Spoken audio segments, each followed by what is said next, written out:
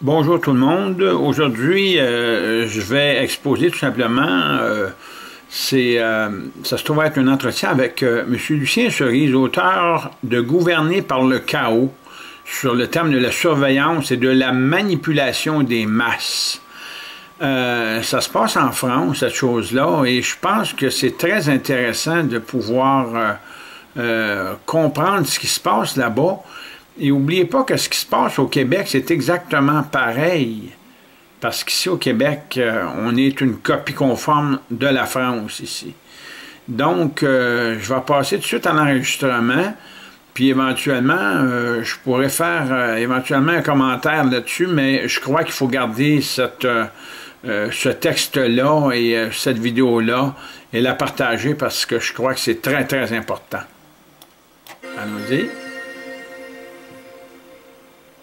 La trame de vos différents ouvrages reste la dénonciation de l'ingénierie sociale. C'est moyen de contrôle.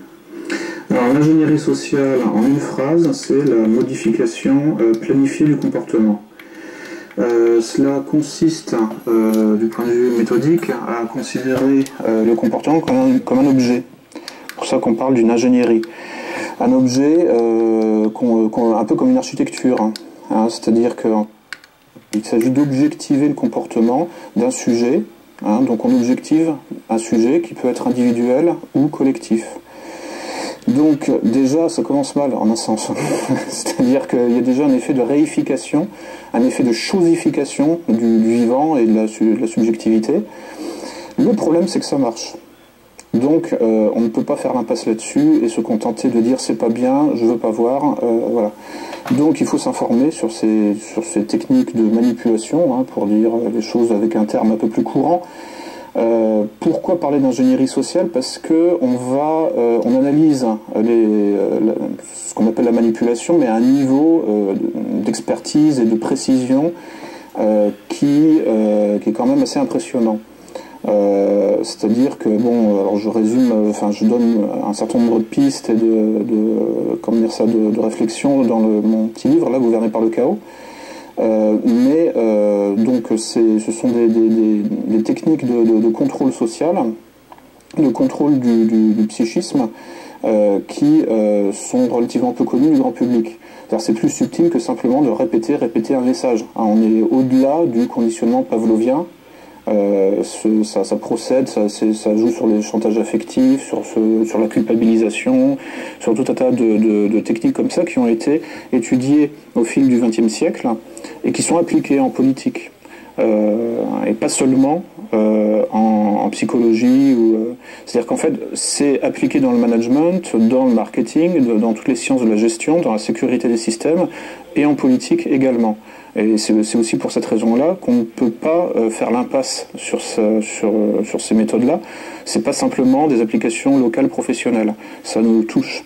Et c'est pour ça que effectivement le Big Brother d'aujourd'hui est infiniment plus subtil que celui d'hier. Hein, il passe par des voies qui sont, je dirais, difficiles à mettre en évidence. C'est-à-dire que Big Brother est compatible avec ce qu'on appelle la démocratie, en fait. Donc c'est en ce sens qu'il est moins visible, parce que dans une dictature qui nous écrase, bon, voilà, les choses sont évidentes. Là, aujourd'hui, on est dans des phénomènes plutôt d'infiltration, hein, lente, d'infiltration, de noyautage. Bon, ça y est, les dictatures du XXe siècle procédaient aussi de cette façon-là. Mais bon, tout était plus visible. L'ingénierie sociale, fait que la politique passe, en gros, du discours religieux, puis au discours philosophique. Enfin, historiquement, la politique commence dans le discours religieux. Le discours politique est d'abord un discours religieux, puis philosophique. Et puis, au XXe siècle, il est devenu scientifique. Voilà. Et donc, nous sommes étudiés, les populations sont étudiées comme des rats de laboratoire, hein, depuis quelques dizaines d'années. Et donc, dans le Gouverner par le chaos, vous faites un parallèle, on va dire, entre les manipulations du cerveau humain et l'informatique, puisque je peux comprendre les personnes qui cherchent à construire cette ingénierie sociale prennent pour exemple, on va dire, le système informatique pour transformer nos cerveaux en vulgaires récepteurs de messages, simples, où on peut appuyer sur reset pour être formaté. Il y a une idée de formatage et un discours aussi informatique derrière tout ça. Oui, enfin, disons qu'il y a une métaphore informatique, mais qui est plus qu'une métaphore, hein, parce que c'est vraiment, il y a des transferts de compétences possibles, hein, de l'informatique finalement au cognitivisme ou à l'ingénierie sociale appliquée au cerveau. Bon, c'est pour ça que bon, je parle maintenant, je pense qu'on peut parler directement de piratage du cerveau, comme on piratait, comme on pirate toujours un ordinateur. Un mot valise, on peut parler de neuropiratage. Effectivement, et alors bon, quand on étudie un petit peu ça, on voit alors que bon, le concept d'ingénierie sociale a été largement diffusé par un pirate informatique assez connu qui a eu des ennuis avec le FBI et qui s'appelle Kevin Mitnick, lequel dit que en fait le maillon faible des systèmes de sécurité techniques, c'est le facteur humain. Et en gros, la morale de son livre, c'est que finalement, il est possible de pirater des systèmes techniques sans finalement faire une seule ligne de code, enfin sans passer par la technologie en réalité, mais en visant le facteur humain. Déjà là, on voit l'imbrication de l'humain et de la machine dans cette vision, mais qui produit un nivellement par le bas, c'est-à-dire que l'humain est un peu plus irrationnel que la machine, mais malgré tout, bon, il est ramené au niveau de la machine, c'est-à-dire que l'humain et la machine forment un système global que nous allons pirater en ciblant les points de vulnérabilité du système, donc en termes de gestion de risque.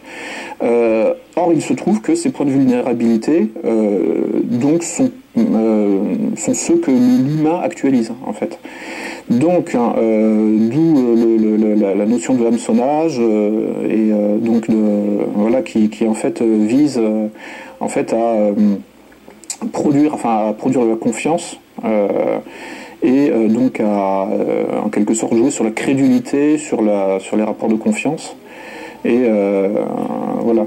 Donc à ce niveau-là, bon, on voit que qu'il y a une continuité entre la machine et l'humain, et que en fait c'est plus qu'une métaphore. Et des notions comme ce qui m'a marqué, des notions comme le management, qui pour nous sont des choses qui sont rentrées dans le commun, on va dire dans le vocabulaire, et on a l'impression de connaître. Vous montrez que derrière ces techniques de management, il y a des techniques aussi d'ingénierie sociale, de contrôle, et que c'est des choses qui ne sont pas faites de manière empirique, mais qui sont faites pratiquement de manière scientifique pour pouvoir optimiser, on va dire, le contrôle de la société, le contrôle des personnes. Vous pouvez nous en dire un mot? Oui, spécifiquement sur le management, oui, disons que le management, on parle aussi de team building, par exemple, de construction d'équipe, tout ça. En fait, c'est une manière de dégager le cœur de ce qui fait un groupe. Et d'en prendre le contrôle, donc de se rendre conscient de ce qui constitue un groupe. Le plus souvent, c'est inconscient. Enfin, les groupes, je dirais, dans les sociétés traditionnelles, se construisent, s'agglomèrent en obéissant à des constantes, mais qui sont largement inconscientes dans le groupe. Donc là, toutes les sciences de la gestion, comme le management et la psychologie sociale, etc., mettent en évidence et en conscience tous ces facteurs de coagulation, pour utiliser un terme à la mode. Depuis les bonnets rouges, là, on parle beaucoup de coagulation. Donc, tous ces facteurs donc, de coagulation, donc de construction de groupe.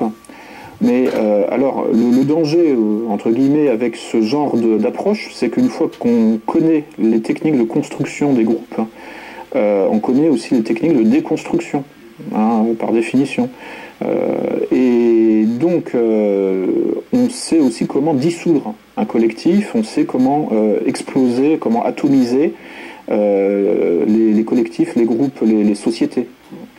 Il se trouve que c'est appliqué Encore une fois, on ne peut pas se contenter d'étudier ça un peu loin, de façon lointaine, ou en se disant ça vaut dans le management. Non, ça nous est appliqué directement.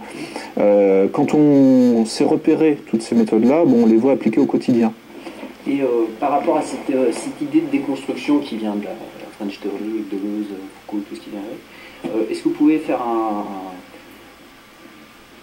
nous expliquer peut-être cette méthode de déconstruction identitaire avec cette théorie du genre, c'est-à-dire qu'on nous reformatage, on nous donne la possibilité de choisir son genre ou quoi que ce soit. Est-ce que c'est dans cette optique-là Oui, alors donc il y a un anthropologue là qui s'est exprimé sur la question, qui s'appelle Maurice Godelier, et qui a tout avoué, sans se rendre compte qu'il avouait en fait.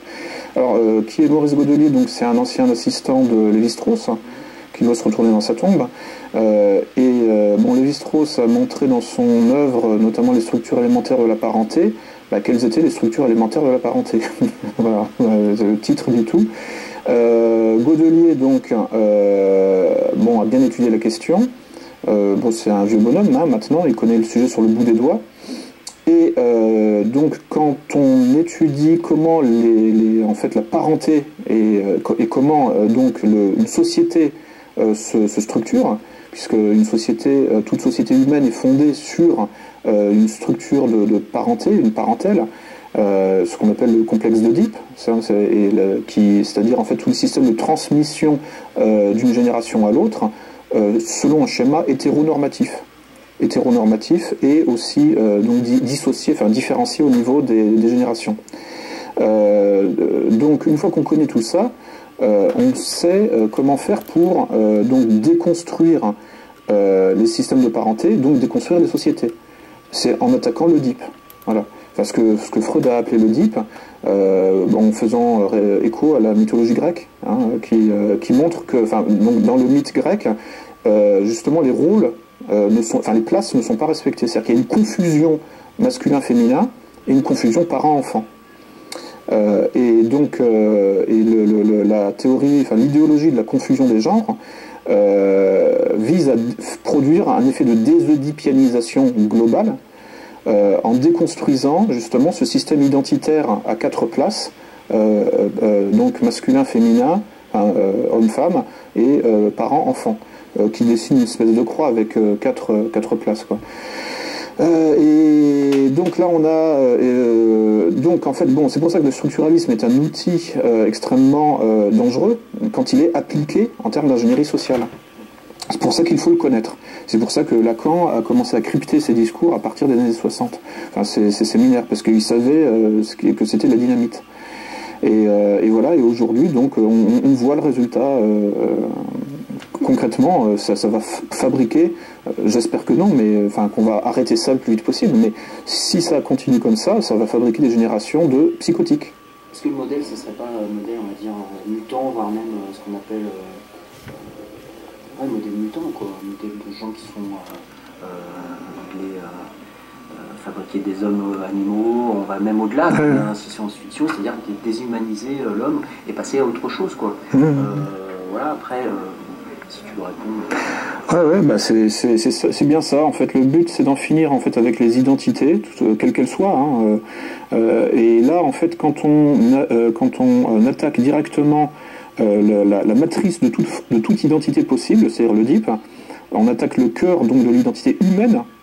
C'est vraiment la constante anthropologique, celle qu'on remarque, qu'on voit partout. Donc la prochaine étape.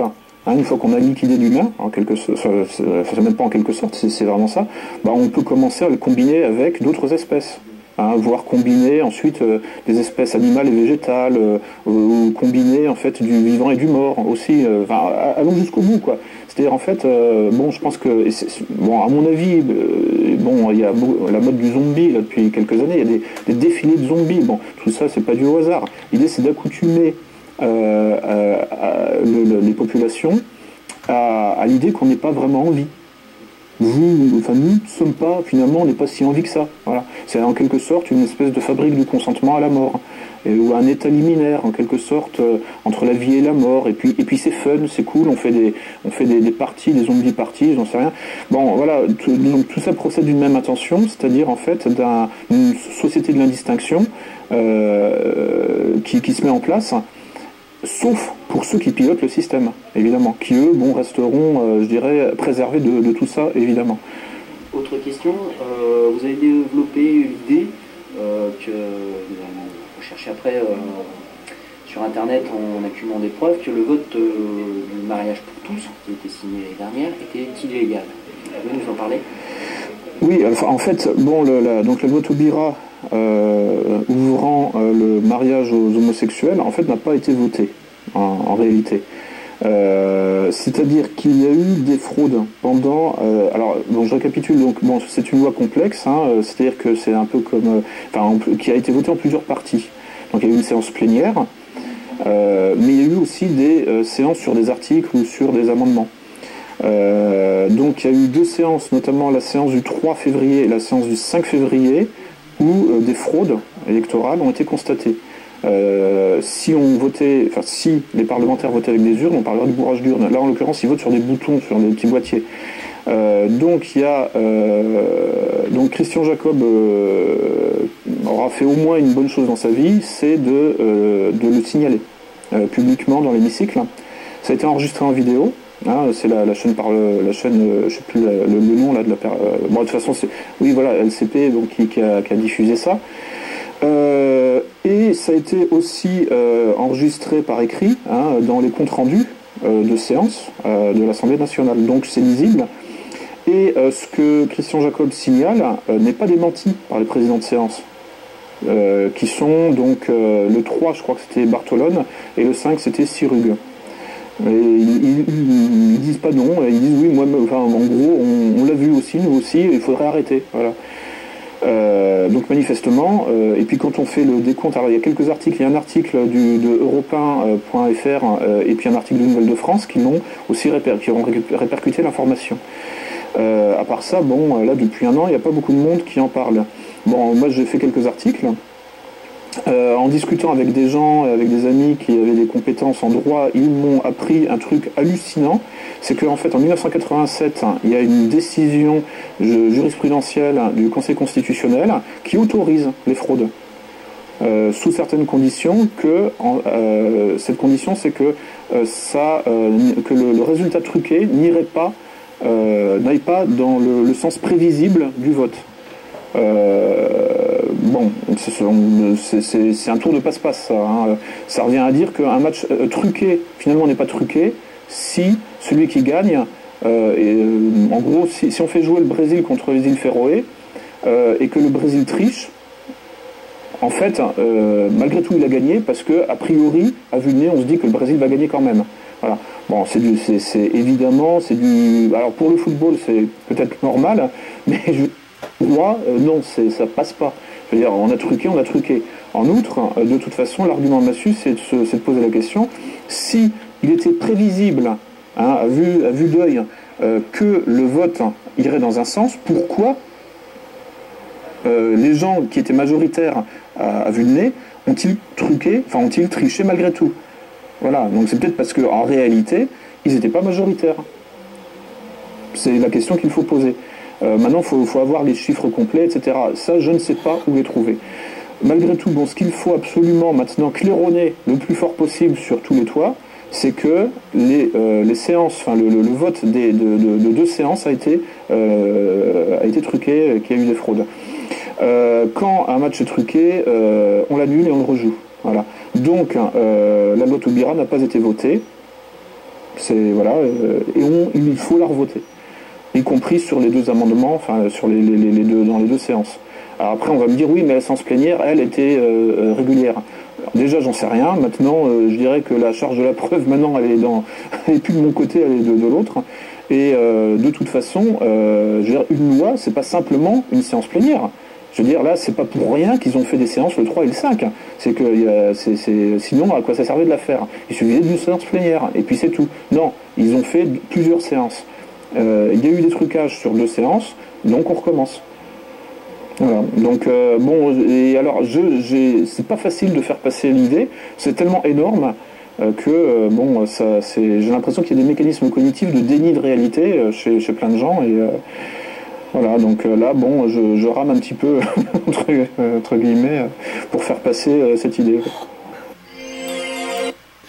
Donc, si on veut aller, si on veut faire vraiment une explication brève de ce que M. Lucien Cerise a révélé aujourd'hui sur les ondes, écoutez, par les études que j'ai faites, c'est très simple, votre identité.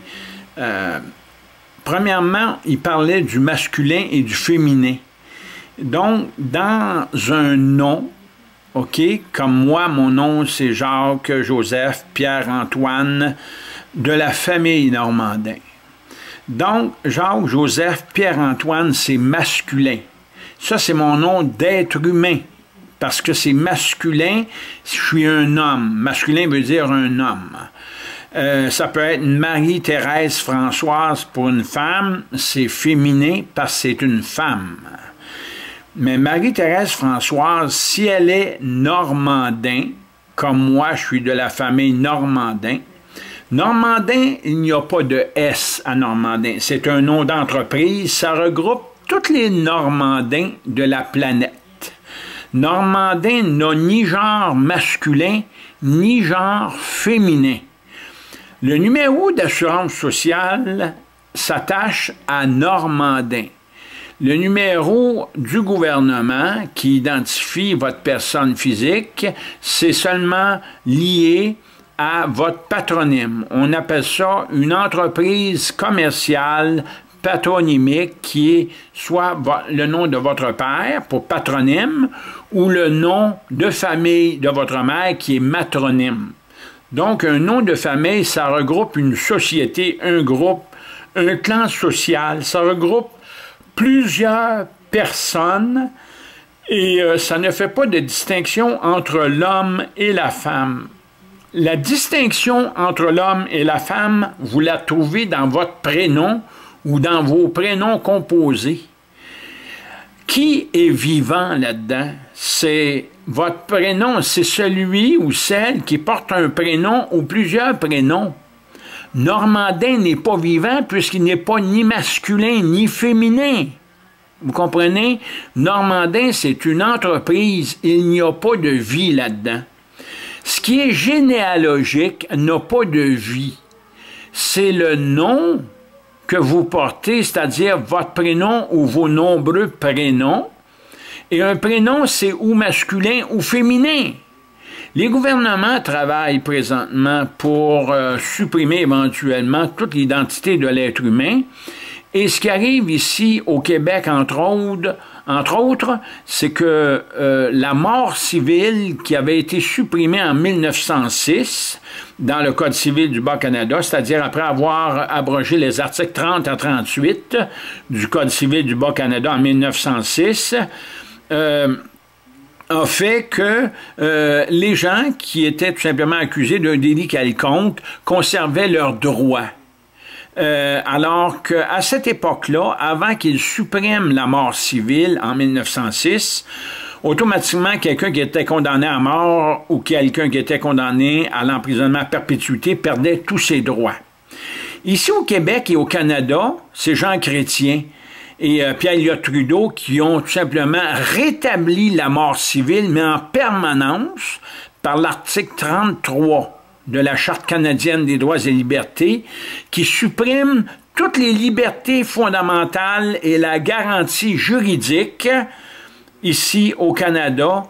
Et pour votre information, un bien, ça n'existe pas en valeur comme tel. Il n'y a aucune valeur à un bien. Le droit est la valeur du bien par l'utilisation du bien. Mais le bien par lui-même n'a aucune valeur. Et vous êtes un bien. Le bien, l'être humain est un meuble. Depuis 1713, c'est la France qui a fait de l'être humain un meuble à partir du Code civil de 1713. Ensuite de ça, il y a eu l'adoption de la loi 6 du Fructidor de l'an 1, qui a confirmé que quelqu'un qui ne voulait pas porter un nom de famille était emprisonné. Et ici au Canada, ben, c'est les articles 374 et 384 du Code civil du Bas-Canada de 1866 qui fait de vous un meuble. Et ce meuble-là, il se répète aujourd'hui dans les articles 899, 905, 906, 907 du Code civil du pays du Québec de 1991, puisque le Québec, c'est un pays, c'est-à-dire c'est un État depuis la création de l'Assemblée nationale du Québec. Donc, ils en ont fait un État en l'an 2000 en disant, en vertu de la loi E20.2, qui est une loi non juridique du Québec, puisqu'il n'y a pas eu de loi à l'Assemblée nationale qui a constitué le fonctionnement de l'Assemblée nationale depuis 1968 jusqu'à 1982. La loi de l'Assemblée nationale a été tout simplement adoptée en 1982 et ils ont tout simplement supprimé les articles 5, 9, 71, 90, 91.3, 92, 1 et 2, 93 et 96 de l'Acte de l'Amérique du Nord britannique. Donc, si quelqu'un veut connaître ses droits, il y a juste à demander au gouvernement de lui remettre les amendements constitutionnels aux articles que je viens d'énumérer, et à partir de là, vous allez savoir si le gouvernement est honnête ou non. Ici, c'est tout des menteurs. C'est pas compliqué. Ça se trouve à être le droit privé, le Code Napoléon, tout ce qui est français ici. C'est ça qui a détruit toute la Fédération canadienne, ainsi que votre identité d'être humain. Donc, vous êtes des objets aujourd'hui sur le plan juridique, sur le plan judiciaire. Quand vous vous présentez à la Cour, vous êtes des objets, et votre ADN, c'est une propriété intellectuelle qui appartient au gouvernement. Aussitôt qu'il y a une naissance ou que vous allez à l'hôpital, le gouvernement possède votre ADN, et votre ADN, c'est sa propriété à lui. Il peut en faire ce qu'il veut. C'est sa propriété intellectuelle. On est des meubles et le gouvernement a le droit sur son mobilier à lui, sur chaque meuble humain juridique, de s'approprier n'importe quoi de ce meuble-là. Donc, tout ce que vous prétendez posséder ne vous appartient pas. Tout appartient à l'État. Pierre-André Paré du ministère du Revenu du Québec l'a déclaré le 6 avril 1996. Ça a été rendu public dans le journal Le Devoir. Et il disait ceci lors d'une commission parlementaire à l'Assemblée nationale du Québec, que tout est privilège concédé par l'État, votre maison, votre voiture, votre profession, bref, votre vie. Et ce que l'État donne, il peut le reprendre si vous n'êtes pas un contribuable docile. J'espère qu'on s'est bien entendu. On va s'en reparler éventuellement. Merci beaucoup. Et on reviendra là-dessus éventuellement pour certains dossiers. Suivez-moi sur Facebook. C'est Parti indépendantiste du Québec. Vous pouvez aller sur www.jacques-antoine-normandin.com. Je suis aussi sur Twitter, c'est monarchiste, un M majuscule, monarchiste roi avec un R majuscule, tout écrit ensemble. Donc, je suis sur Twitter. Et sur Google, vous avez juste à aller sur Google, moteur de recherche, et écrivez Jacques-Antoine Normandin. Et là, il y a plusieurs pages me concernant. Donc, bonne fin de journée. Et je vous remercie de votre attention. Merci.